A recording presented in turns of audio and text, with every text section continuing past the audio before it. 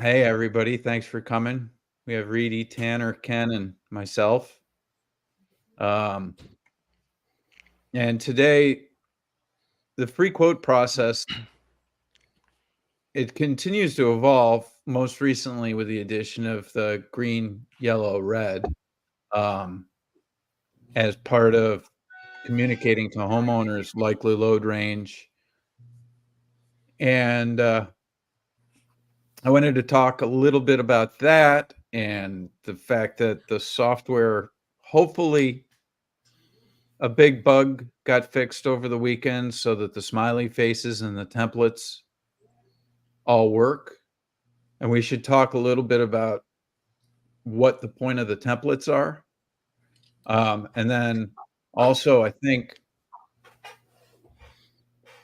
we want to talk about how this is a sales process that takes you to the point of having a detailed job specification. It's not a pricing tool. It's a budgeting and project design, well, equipment specification and install specification tool. Any thoughts? Anything I missed? Something that I've kind of thought about that if from the homeowner's perspective is that the free quote is also kind of like a lens for homeowners to look at quotes and understand what they're being proposed.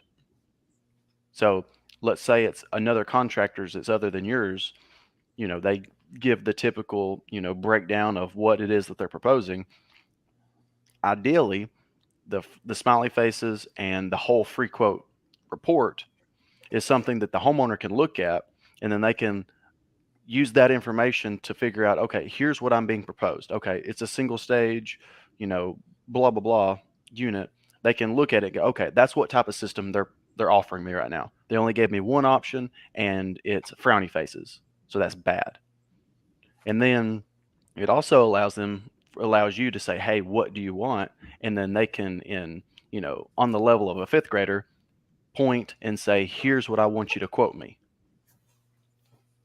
To me, that's kind of what the way my mind has been thinking about that, of how I think what the free quote report actually is it's to basically, I mean, I guess in a sense, it's kind of a middle ground for communication between you and the homeowner, or the homeowner and some other contractor, of going, I want this.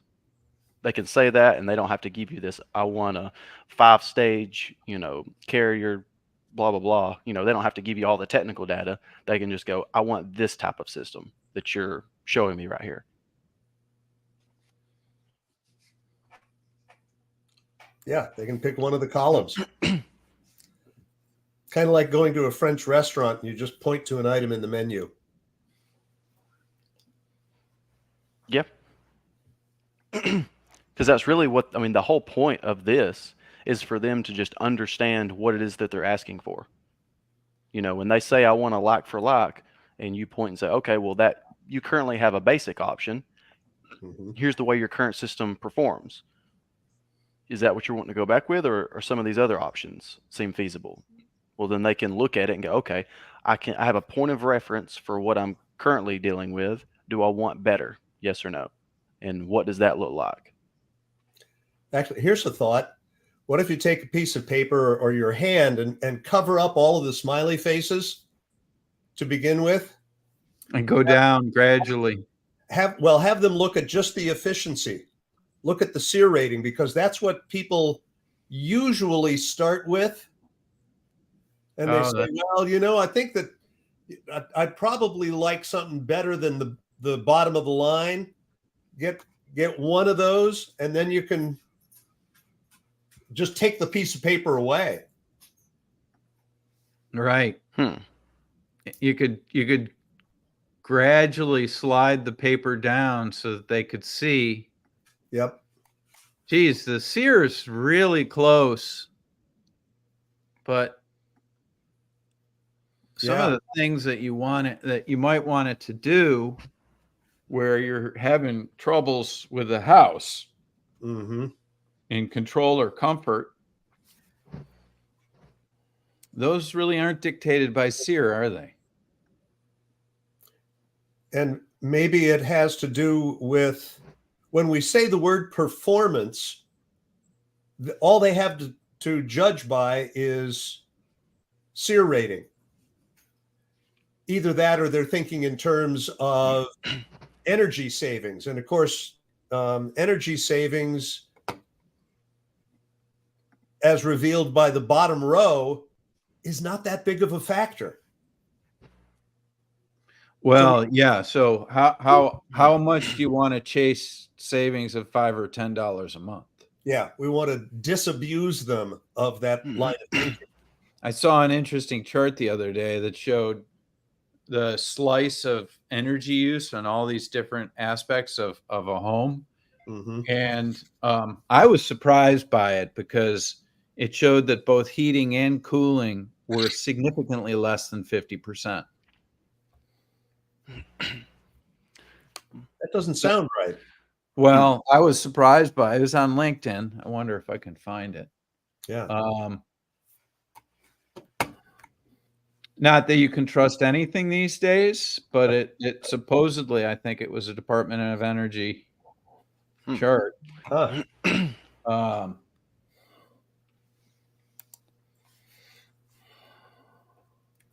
Which, a little bit of a side note, whose worksheet is this? I've not seen this before. At least I don't think so. This one is Jason built it. He's been, while the smiley faces weren't working, he's found this to be one of the most powerful aspects of the free quote process. For that first couple of months, he had 100% closing ratio for a while, and I think still his revenue per leads above $10,000. So his experience with this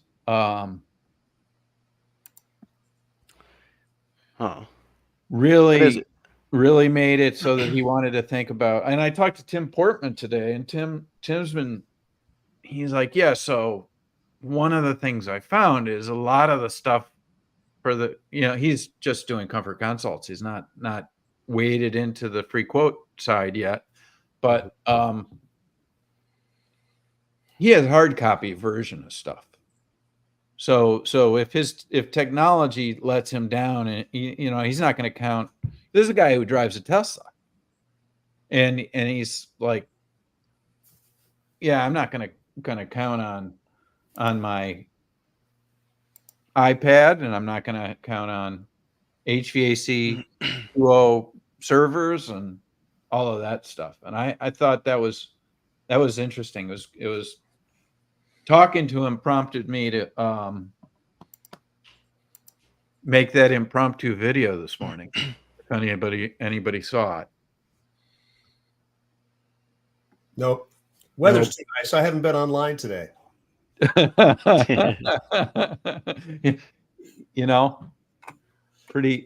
Pretty nice here. Where the heck am I? I think right there. Okay.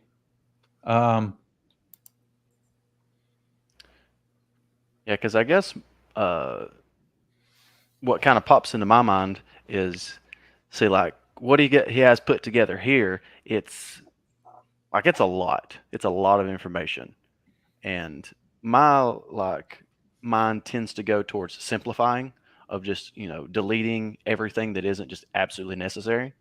So what does everybody think on something like this, like with using the smiley faces in this way, of having all these line items with all these smiley faces versus simplifying it to just like the bare bones of the 6 functions? What does everybody think the pros and cons of that would be? Oh, that's interesting. Mm-hmm. Yeah, I thought the same thing, Tanner. I thought it's too much. Hey, Jason's here. Hey, Jason, good to see you. Feeling better? Yeah, I'm good. Different. Oh, right. That Jason got his hand nearly bit off. I wasn't know that. Jason Cecil's not going to be here tonight because of he's not feeling well. Mm. No. What you got a thought on this, Jason?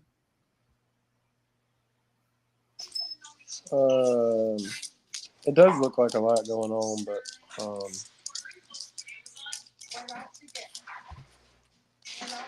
I mean, I get it, but I could see the homeowner being too much. Well, next time Jason Cecil can make it, we might need to remember to bring this back up because I'd like to kind of talk through that to see, Okay. you know, the perspective and idea of, because like to me, a lot of these things, if you go back to the equipment worksheet, like I personally would like delete the energy savings, the rebates, health and safety, durability and longevity, controller, maybe even efficiency. Like I would eliminate pretty much all of that. And because I guess I'm thinking more of like, okay, I want to focus on the critical things that make the most difference. Mhm. But I could also see the flip side of being, well, if you get like, since the smiley faces are very basic and easy to understand, you can comprehend a lot of line items faster than you would if you just had words. So in this, it's easy to look at it and, you know, the additional line items kind of just, you know, makes the options, I guess, seem better or worse. So if you have your basic system, which is, you know, if you're seeing more, you know, frowny faces or just, you know, I don't know what you would call the fair face, but like if you're seeing that, the more of that you're seeing, you know, the more that's going to really portray versus the flip side on the nearly perfect option of you're seeing all, you know, good or great faces.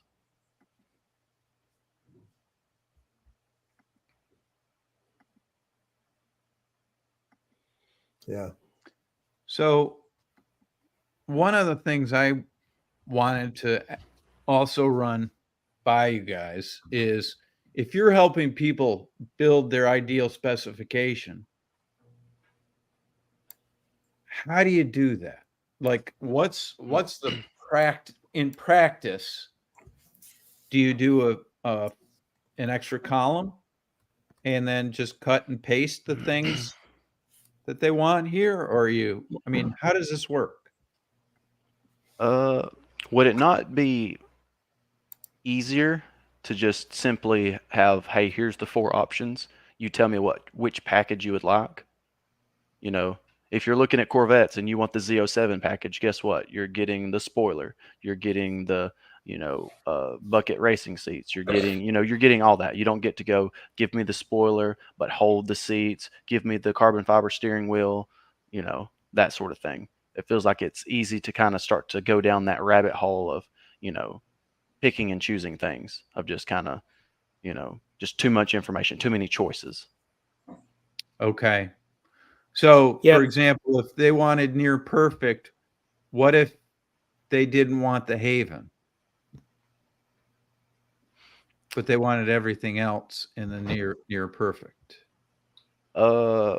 I would I say guess what I makes guess you that not, would put it in better, wouldn't it?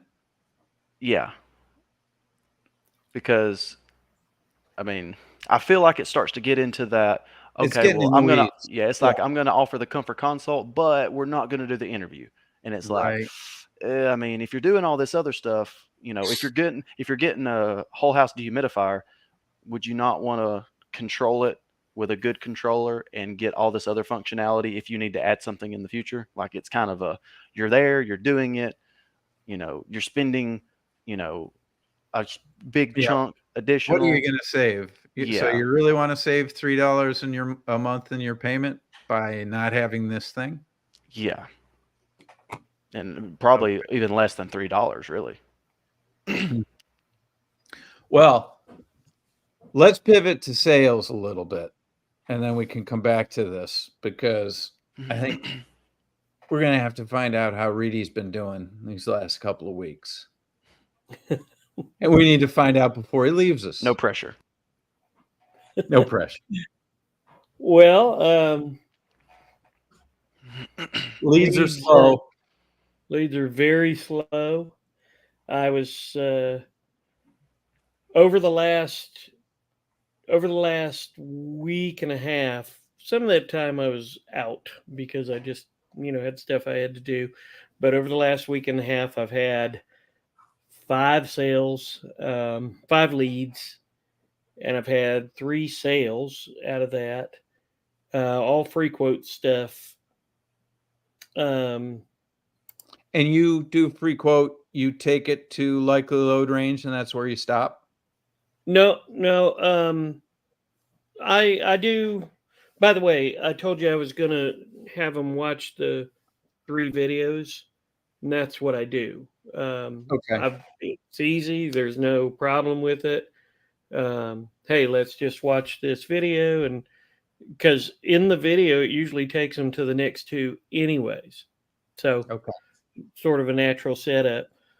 But no, I go through the likely load range. I go through the whole report. It's just that in the Including the last, smiley faces. yeah. The last, I didn't do it on because you remember they had that change where we weren't doing it because it was messed up, but then Mhm. we started doing it. The last one I did it. It was before that, and I went through all of it. I didn't have any trouble with it. The only Okay, so weird they're trouble, printed fine. yeah. The only weird trouble that I had was if you tried to change the expense order. If you high to low or low to high or whatever. Oh, right. And that's gone now because you can drag and drop. Yeah, and so all I ever did with that is I just went low to high, and it worked, and so that's just the way that I went with it. Interestingly enough, I went to one that was not about equipment, and because we do air sealing and insulation, and I was able to talk to them about sizing. I did the likely load range. I did all of that stuff. But in that one, I didn't do the install choices. I just pulled every single, not the install, but the equipment. I pulled every single one of them out, and it worked well. It was nice. It was easy. They were not going to do a comfort consult. They called me over there because they wanted me to do air sealing and insulation because they had bat droppings in their attic. And so I told them, I told them there's a possibility you're oversized. I won't know that. They signed off. That was easy.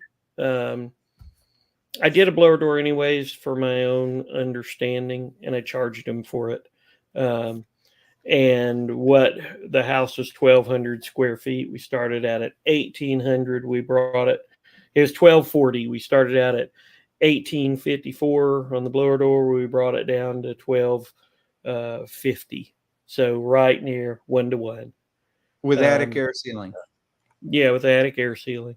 How long did it take? They played around with it a little bit. We had the insulation pulled out, the air sealing done, and that's when I did the test when they pulled the insulation out.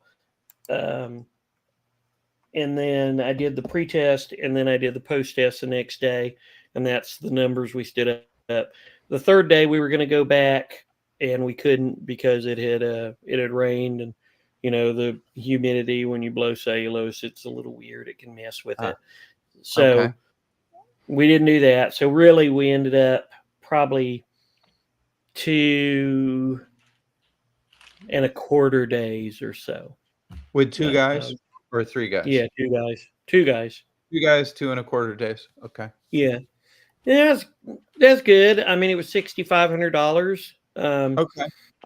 They got a lot for 6,500 if the guys knocked out that much of it. How did you get that much? They're good. They follow instructions. They're proud of their work. we've been doing this since 2014. Okay. Real good at that kind of stuff. So you've got guys that know what they're doing. Yeah, that's right. Probably the biggest sealant opportunity was they had a cathedral ceiling, and then of course this part of the cathedral ceiling on the side, and then here, and then here.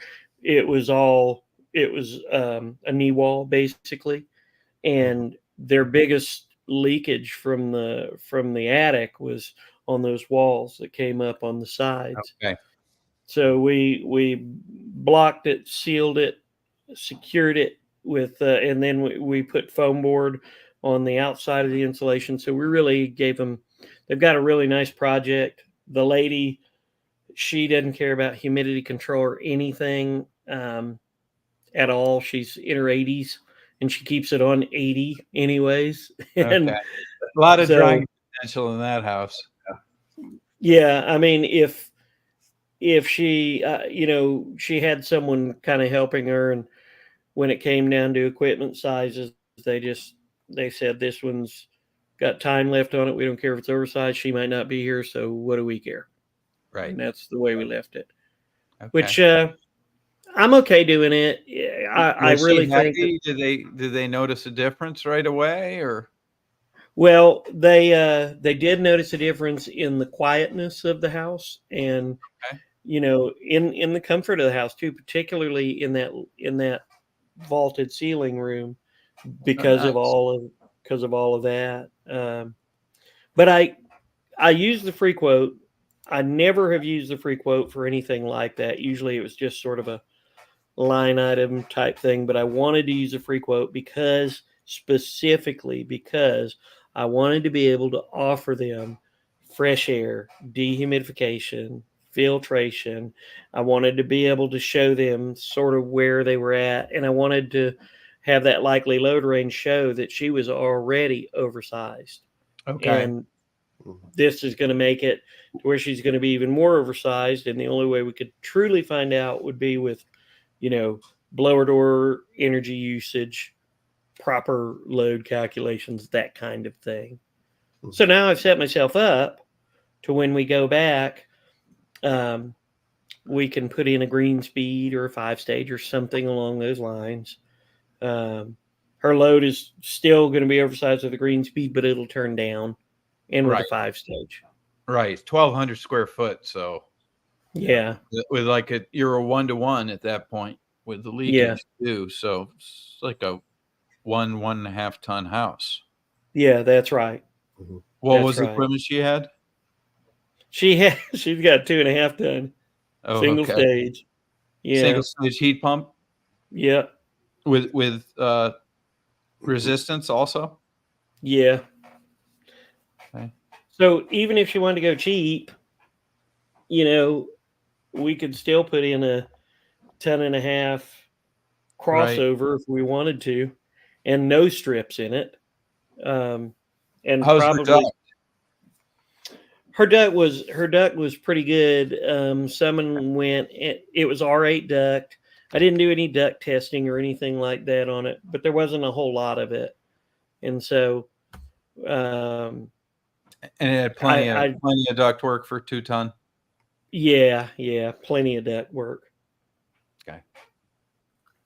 So that was good. I went to a guy. Did I say 5 or 6? Because I think I said 5, but I meant 6 total. Leads. I went to a guy, and he was the guy that I sort of talked about, and he was an older gentleman. His son, who doesn't live here, was telling him what to do, and I lost that sale. He went with someone because they gave him a bypass humidifier and a filter.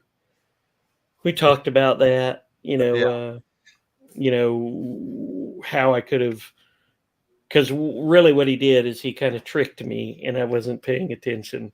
He tricked me. Yeah. Hey, by the way, Yeah. If you saw the movie Dumb and Dumber, did you ever see that movie? yeah. Lloyd and Harry are going up to they're leaving Providence and they're going to Colorado, and they're down to their very last little bit of money. And Lloyd says to Harry, he said, I'm going to go get some essentials. And so he runs to the store and he gets some essentials, and he sees a newspaper rack, and he goes in there to get the newspaper. He puts his wallet down as he's grabbing the newspaper, and all of his money's left in there. And he said to the lady, he said, do you got change? She goes, no, she goes, I got this though. And he gave him $1. And he took the $1 and went to get change, and she stole his wallet because he told her that she was old and she didn't know, she needed to watch out how she was driving. And that's kind of what I felt like this fella did to me. Is he kind of, and I didn't call him old. I was thinking sweet old man. And Lloyd says it, or Harry says at the end, that sweet old lady. And that's kind of what I said about this man too, because that's funny. He used my price to bargain with another person, bargained with them, and they got the sale, and I didn't. And I did all the hard work. So, whatever. But that was good. Getting past on that one, we talked a little bit about it. What is the path that you're going to take so that you catch those situations? Yeah, so when you're being asked questions, you need to stop and you need to ask a question to the question. What's the necessity of this? We didn't really talk about this later. Why are we talking about this now? Or something along those lines, because he really hey, that's a good idea. What made you think you might want that? Yeah. Because really what happened is, as I was thinking about something else, he kind of threw me off track. And when he threw me off track, I went off track, and he was able to capitalize on this filtration system. And they gave him a filtration system. We don't give those away. And they gave him a bypass humidifier versus a steam humidifier. And,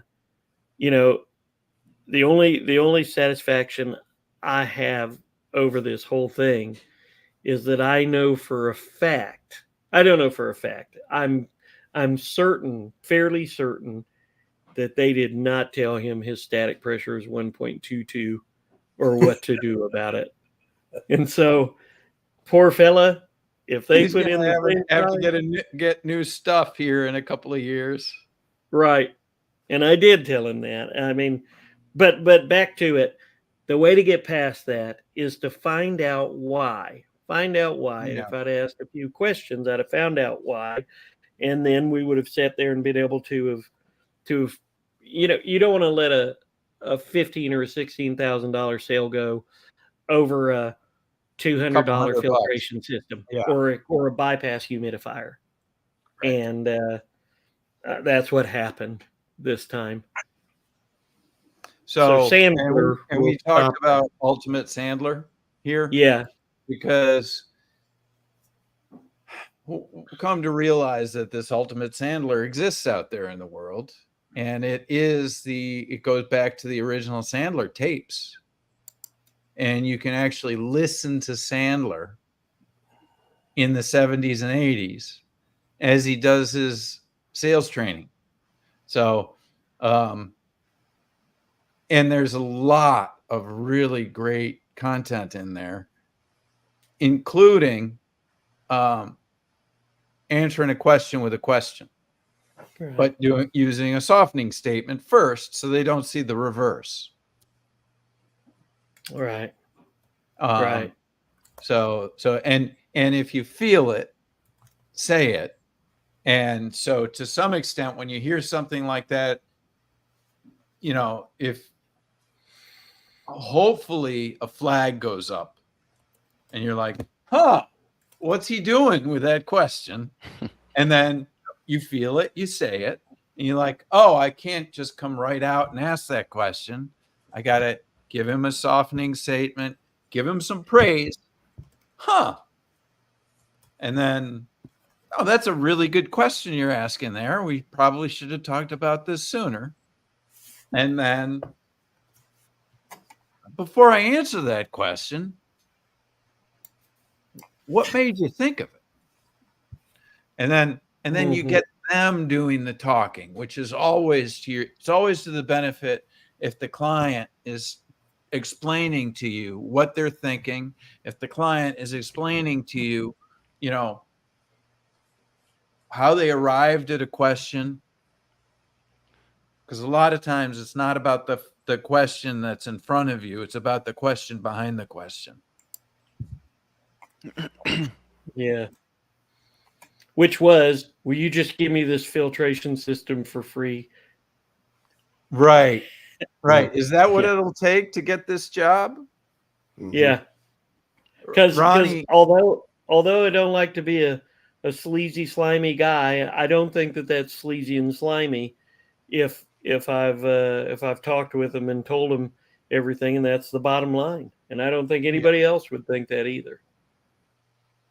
no. So I talked to Ronnie today. I was hoping he might be able to make it. He $32,000 today. Freaking guy. Woo.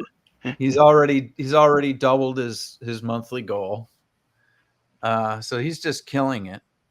And he used a move that I talked to him about the other day because he tends to give away like a smorgasbord of prices. And I'm like, and then he'll also, if somebody says, is that as low as you can go? He'll be like, well, I can call my manager and find out, what kind of pressure she's under to go lower. And so we had a conversation about that, and we discussed. So Jason Cecil's been talking a lot about reciprocity. And so if somebody's asking you to make a phone call to your manager to find out if that's the best price, the Sandler move is to get something for doing that thing. And I think the something you want to ask for is, are they ready to make a decision? Mm-hmm. And the way to do that in a very fair and reasonable manner is say, I am happy to call my manager, but she's going to be expecting a yes or a no. Mm-hmm. If I interrupt her, bother her, she's going to want to know, oh, look, Tim, it's in the upfront contract. She's going to want to know whether it's whether it gets the deal or it loses the deal. So anyway, Timmy, if you want to come in, we got room for you. Tell us some of your weekly stories. If you got a screaming baby, No. that's a good reason not to. I'm getting ready to go, guys. Okay, Reedy. Okay. Got a lot going on. I'll Good to see you see guys you. next week. Love you, Yeah. brother. Love you See you, too. Rudy. Bye bye. See you, See ya. Rudy. Yep. So Jason Trammell has a story for us. He may or may not want to tell us about. It involves almost losing his right index finger to a dog and losing the job also. Yeah, but at least he gets to sue him. It's actually my right thumb, but Okay. Yeah. so I went on a call, and the free quote that I did a month ago, I went on a call in the neighborhood yesterday, and so I did that call. It was a simple no heat. I fixed it, and on the way out, the neighbor that I'd done the free quote process with was walking their dog up the road, so I walked up to him because I hadn't heard from him in a few weeks, and walked up to him, was talking to him, and we were going on about whatever, and I reached down to pet the dog, and I put my hand in front of it like for it to smell me, you know. So, and then I reached to pet its head, and it just grabbed my thumb, and it did some pretty good damage to it. But I was sitting there bleeding like a stuck pig, but I maintained my composure and continued talking, and they went on to tell me that they thought my price was high, and so they got somebody else to come and bid it, and apparently they were a good bit lower than me, but they were still torn because of the service that we've given them in the past, and they really do want to go with us. So he asked me if I could send them a quote for straight air conditioner with furnace and see what I can do. So I did that this morning, and I hadn't heard back from them. I didn't really back off my price much. I mean, I was quoting heat pump, like dual fuel. Mm-hmm. So I changed it to air conditioning, and I was a little bit lower, but not, I mean, y'all know the prices. Yeah, you didn't want to make the heat pump look like a dumb move. Yeah, and it really isn't that much. There really isn't that much difference. As I recall, it's actually the furnace that's a dumb move that these people are making. Yeah, it really is, and that's the most expensive thing. Like, if it was a straight heat pump with a air handler, it'd be well cheaper than even an air conditioner and a furnace. But nevertheless, they want to stay with gas.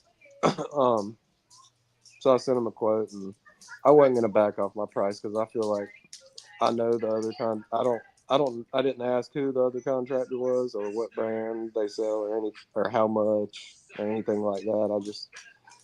I told them I'd send them a competitive bid. We've been doing it for a long time, and I'm sure I can be competitive. I just have to take some stuff out that I would do that I know that other contractors won't do, and see where we're at. And I still feel like they'll go with us, but if not, then it is what it is. I know that the information that they learned with me going through the free quotes is going to get them, has made them more informed for whatever decision they make, whether it's with somebody else or not, even though the specification that I was unable to get out of them that they ended up asking me to bid to is ridiculous. It's 4 ton. It's a 4-ton two-stage air conditioning with 100,000 BTU two-stage furnace on a house with about a 2.5-ton AC load and a 38,000 BTU heat load or thereabout. So, And 3-ton of ductwork, right? yeah. So that equipment's gonna Yeah, wear and out quick. yeah. When I sent the quote, I told them that, or I put in there. I thought it was a good thing to reiterate. A good thing to reiterate that your ductwork, which I've shown by doing static pressure in the report, it's already outside the range, and it's a PSC motor that's not moving even 1400 CFM, and it's already 0.71. So you put a 4-ton in there at 1600 CFM, it's going to be an inch or better. So, but it's their house, their choice, and it'll never be in high stage heat or air conditioning anyway. So, Right. Seems to be a waste. it is Well, nice. Whatever they want, it's their house. Yeah. So that's all I got. Well, yeah. Did get a reduct job today. Pretty. Stop second. I like building duct and stuff, but it's not just your plain Jane. It's a basement, and I got to make a bunch of crazy fittings, and it's going to be a lot of like. Do you have all the tin manufacturing equipment? Yeah. Do you? Yeah. Oh yeah. Okay. Cool. Yeah, Brakes and all the rest of that stuff. Yeah. And I enjoy doing that type of stuff as much as anything else. It's craftsmanship, which is craftsmanship, and a lost art. And it's 3-dimensional. Yeah. Too. It's fun. It's like makes your fun. head work. Yeah, you think of something in your head and make some measurements, and then you lay it out, and then you bend it up, and it comes out to something. It's like you made something out of nothing Out of but a sheet nothing. of metal. Yeah, so Mhm. Mhm. I enjoy it.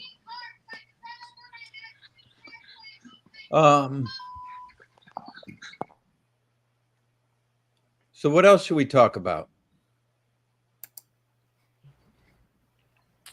I'm see. excited about the green, yellow, red. And I think the narrative of suggesting to people that they lean towards the green and how by doing that they're likely to get the lowest possible duct pressure they can get. Mhm. Yeah, yeah Um, I haven't even opened the program since Oh, the new since that- thing rolled out okay. and looked at it yet. Unfortunately, but Yeah. I will soon. Well, I think it's working. Yeah. And I think you can slide the columns around. Right. And I think they stay when you go to print them. Yeah. So they don't go all squirrely when you hit Right. print. Right. So or PDF or whatever. Yeah. So that's cool. And I like where Jason's going with it's best to dump everything on there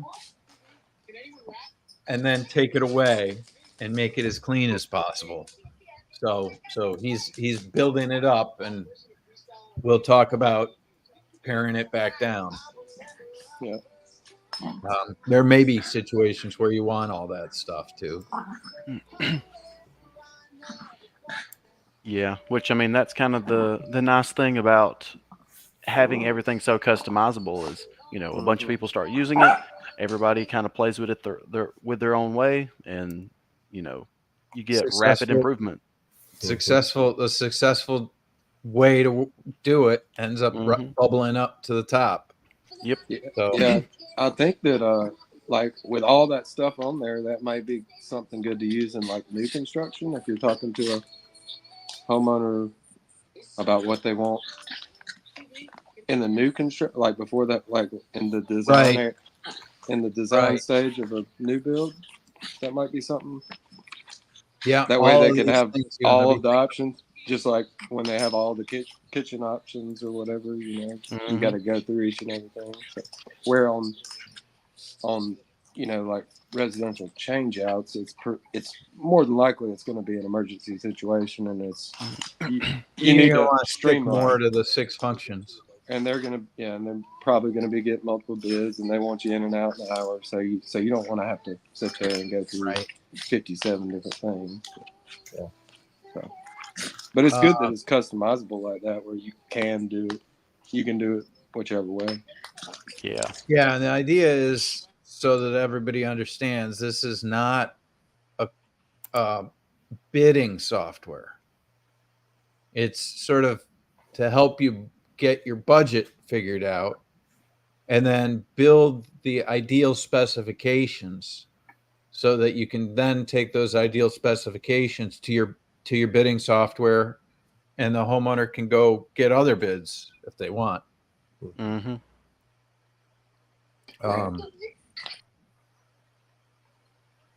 It's interesting. You know, I'm not sure what else you could have done on that job, Jason. It doesn't feel like there aren't any glaring mistakes. Mine, Yeah. yeah. I mean, I that's why I didn't come. Like, he told me that the guy beat me by $5,000, and I'm not gonna come down $5,000 just to get Yeah. a job and not make money. So it's probably somebody that doesn't have a shop and has one truck and works out of their house, and they can do it for that. I can't. Yeah. So, and Yeah. if they want to do that, then go for it. And when it breaks, Call they me. can call me. Yeah. Yeah. You just ask them, be like, "Oh, 5,000. What do you think they're leaving out that I'm not?" Right.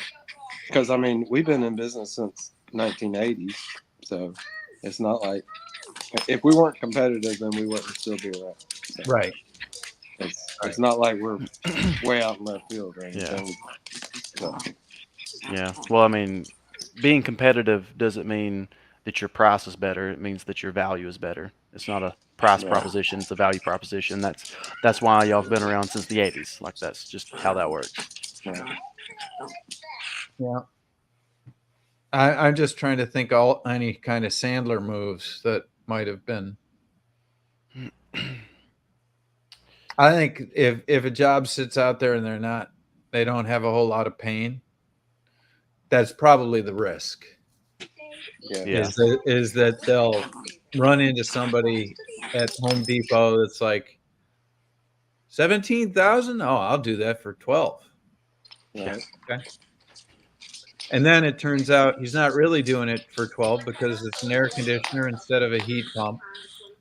And I mean, it's And I mean, there was some Happy. duck like I was gonna build transitions and stuff and replace the plenums and make the airflow more even and bring static pressure down with near duct improvements. And I know these other guys are just gonna slam a unit in on the plenums that are there. right. Was there much pain associated with this job? No. No. They were okay with the way the old equipment ran. Yeah. Okay. I mean, her major pain was the hole in the floor Right. in the front Right. foyer. But she even, once I told her how much it would cost to change that and then them having to get a contractor to fix the floor and all that, she backed off on even that. She decided to live with a hole in the floor. Right. So maybe Yeah. the other company offered to do that too, but It's like the Yeah, lady I with the doubt it. closet. I Yeah. wanted my closet back. Reedy gave her, was it whoever it was, gave her a closet. that was reading. Um,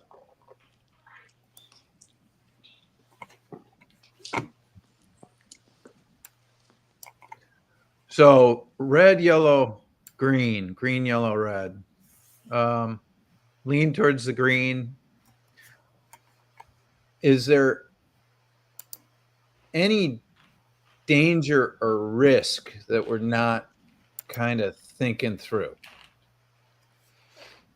in the narrative that we're hoping to convey to the homeowner in explaining to them like the load range and then also explaining to them green, yellow, red?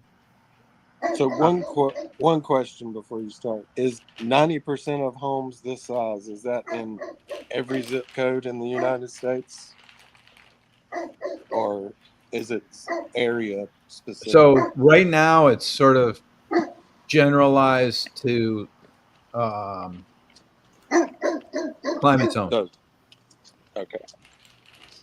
So that the level of does- accuracy isn't to your local airport.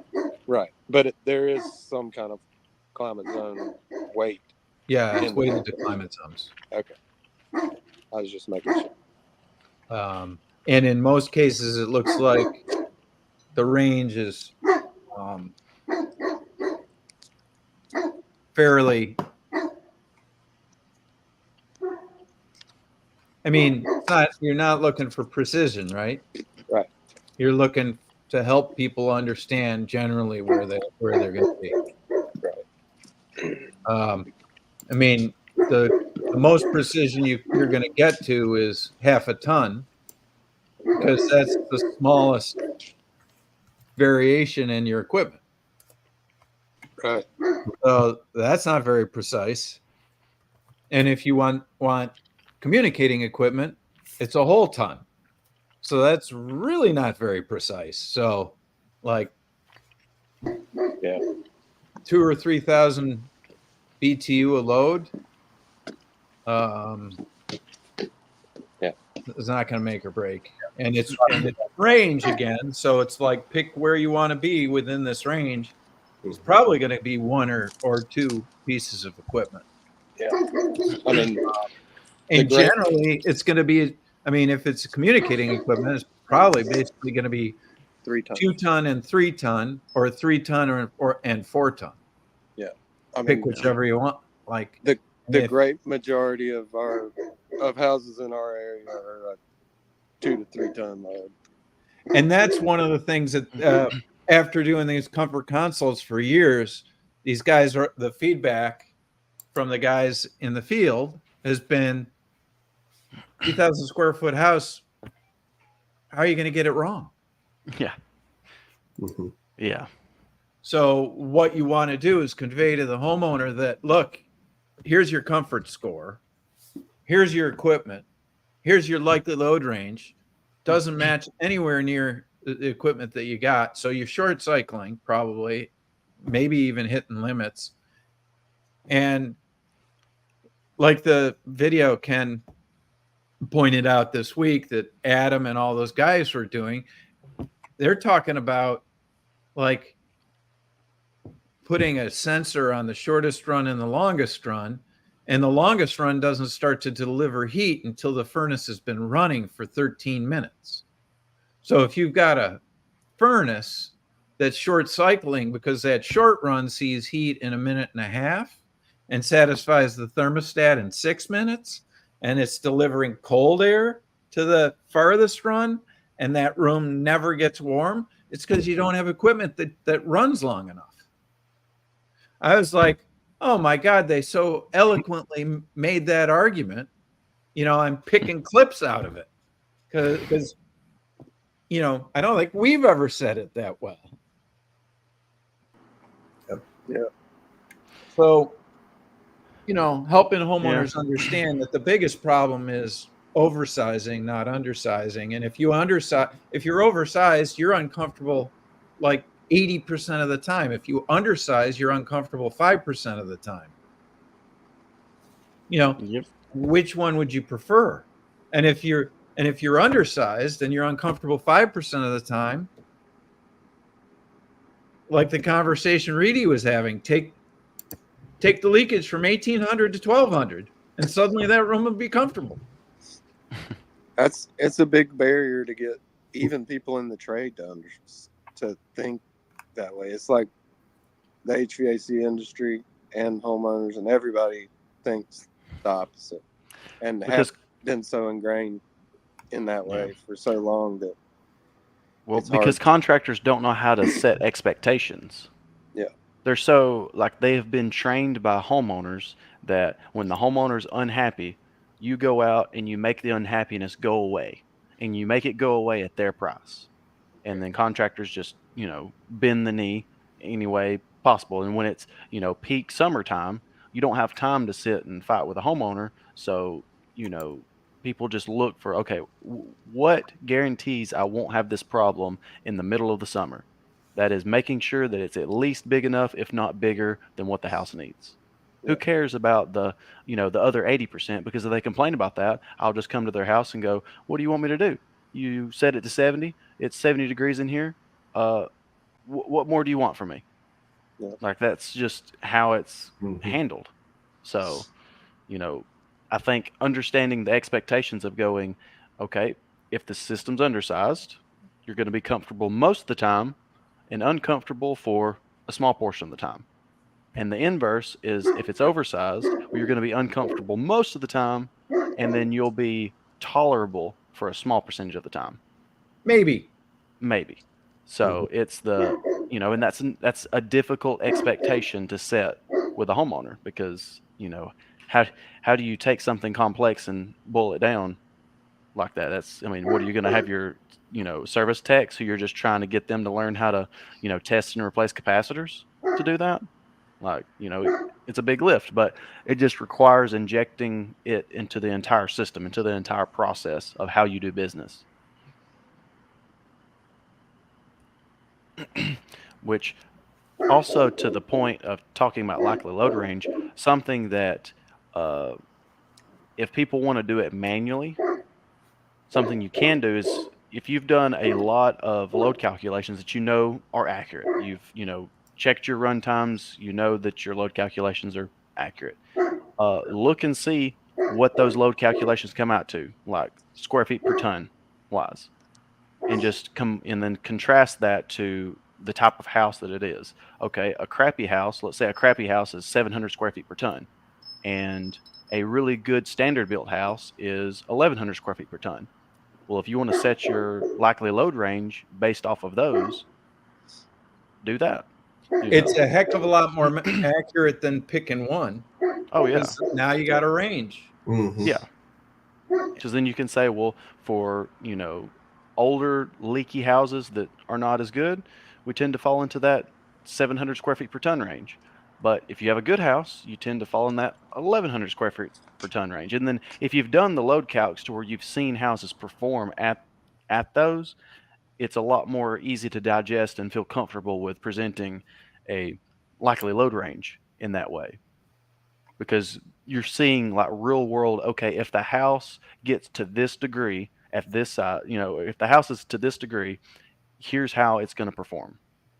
And so if you've seen it, use that to make yourself more comfortable with it.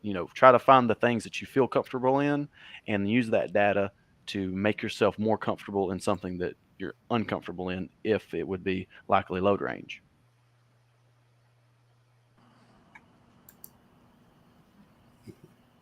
Yep. And even Ted was talking about, he's been saying this for years, and now these guys on that video are just now coming around and saying the same thing, basically. Well, I was even floored people, when they talked about the Manual J grossly oversizing. so even people in the industry that have been doing this for quite some time have trouble. So when you're trying to explain it to the homeowner, it's like going against the grain. They It's just don't get it. counterintuitive. People It think they is. Yeah. want more heat, but Yeah. you don't want more heat because It's less the comfortable. furnace is going to satisfy the thermostat. It Believe doesn't me, care I know. about that far run, and so like just where do you want to put the thermostat? Because if it heats too fast one place instead of gently throughout the whole house, you're going to have overheated rooms. Mhm. Yeah. And I mean, Nate's analogy of a shower versus a 5-gallon bucket, like Yeah, that's coming up with analogies like that. That's how you bridge that gap with homeowners. Yeah. You basically say, hey, if you're about to take a shower, do you want a shower, or do you want me to throw a 5-gallon bucket on top of your head every 5 minutes? Like, Mhm. what makes you feel more comfortable? And, using things like that. Yeah, Like that it's, and relating it to the car and how you can just set the thermostat on the car to 70 and it yes. continually runs, and Yes. versus the old cars, you turn it on blast and then turn it off and then turn it back on. Yeah. And see, the thing is, like you've only got to figure out some of these analogies one time, because then you can reuse it. So if you own a company, or if you're higher management or whatever, sit down and think about, okay, what are the problems that homeowners struggle to understand that either service techs or my sales guys need to be able to relay to homeowners, and what are some useful just analogies that they can take to that conversation, and just pre-think some of these things. Hey, how many, talk to your sales guys. How often do homeowners struggle with understanding why oversizing makes you uncomfortable? Explain it to them this way. Give them some tools. And I mean, a lot of those things that people think that it's a lot more difficult than what it is just because of the failed prep. Like, if you just prep for things and think it through, you can make complex problems not seem as complex as what it is. I wonder if people are starting to recognize that there's a lot of risk associated with this oversized equipment now that all these different things are coming together. The poor dehumidification of HVAC equipment, which is made worse by oversizing. Blower motor failures. Blower motor failures, which are made worse by oversizing. The comfort issues that are made worse by oversizing in heating. The heat exchanger failures that are directly correlated to oversizing.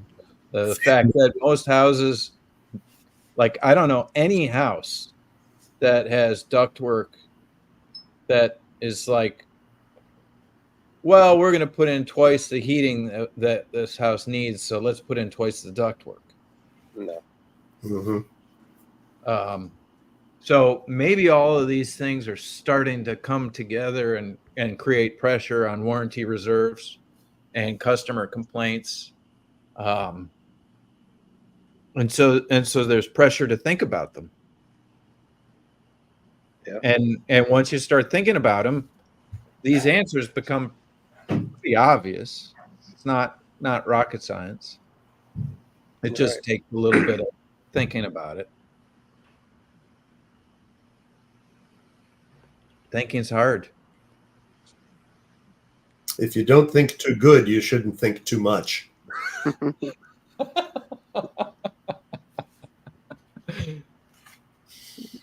Canism. Yeah.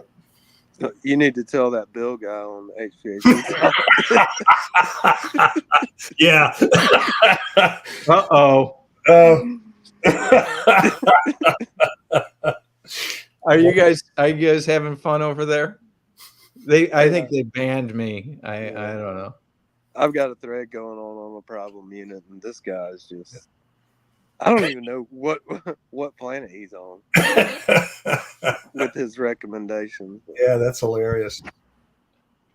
I can't even respond to him anymore. Just keep adding refrigerant until it breaks through. I guess is what he was expecting. Yeah. Or you've got really high head pressure and a lot of heat in the indoor unit. Lower the blower speed. Yeah. And cover the condenser. Oh, yeah, I know. I think the rest of them are starting to give him some static on it too. Yeah. Oh well. Wow. So dang, I wonder if I can find. There was that I marked it for myself. Where did I put it? There was one that I'll probably put it in Slack later. It was a different thread. Somebody's having a problem at their home. That's been a couple of days since I've looked at it, but I thought, that would be an interesting one to stick into Slack. We don't need it on the show tonight. Okay. Tanner, got any more Tesla stories? I figured Ken would have bought one by now. Oh, well, you think Ken will be first or Jason Cecil? Depends on who test drives one first. Come to think of it, I do need to drive to Cincy on the 7th. Oh, I keep poking those guys. I got to take my parents to 2 doctor's appointments. Okay. Yeah. I think Ronnie keeps poking them too. And I texted your phone number but if you don't ever answer your phone, I don't think there's any point in texting somebody's phone number. If I don't recognize the number, it'll go to voicemail. I'll respond to that. I don't need to talk to any more telemarketers. Gotcha. Amen.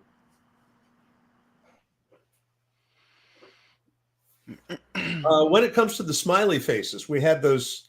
There was a very busy sheet, and then there was the one that focused on the 6 functions. They might both be useful. Service, please call the office. The number is 7. There you go. I'm just trying you again. I'm just trying you again. Did you call me? My phone's right here, and it didn't even ring. Yeah, I did call you. Call me. All right. He's got Ted on Do Not Disturb. You mean blocked him? He blocked me. I'm used to it. Oh. Cannot be completed as dialed. Okay, well, we'll do this after. You don't have AT&T, do you? Okay. Well, and my contacts have lost a whole bunch of things. I'll get messages from somebody and I don't know who they are. It looks like it's an ongoing thread, and I don't Probably know. me. No, it wasn't. That wasn't what the content was. Or you just pick up in the conversation wherever it's at. Yeah. Just start chiming in. They're just like, planning for a party. Be like, who's bringing tea? You just chime in and be like, I'll bring 2 gallon. Okay. Venmo me $50 so I can go to the grocery store. Yeah. And then you hint somehow to get their name out of them so you know who the hell it is. What's your address again? Uh-huh. Well, it seems like there are a couple of folks that are starting to play with a free quote and some new people signing up. So, Cool. Mm-hmm. yeah, good, Ben man. Baptist, he ran a free quote. The options weren't working for him, not even in the default. Mm. They're displaying as the report as nothing selected. So I guess I'll have to.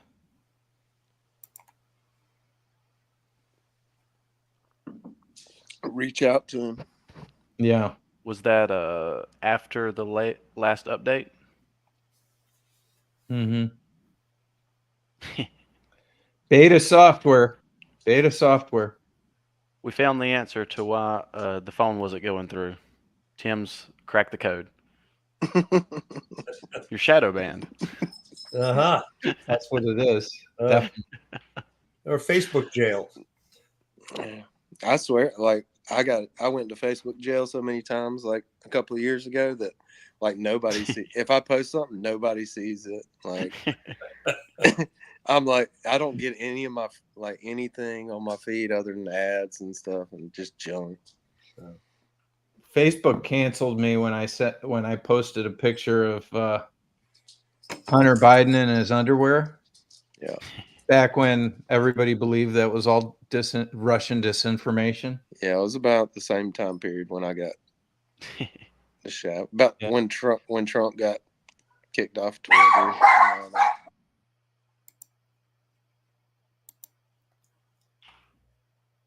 Yeah.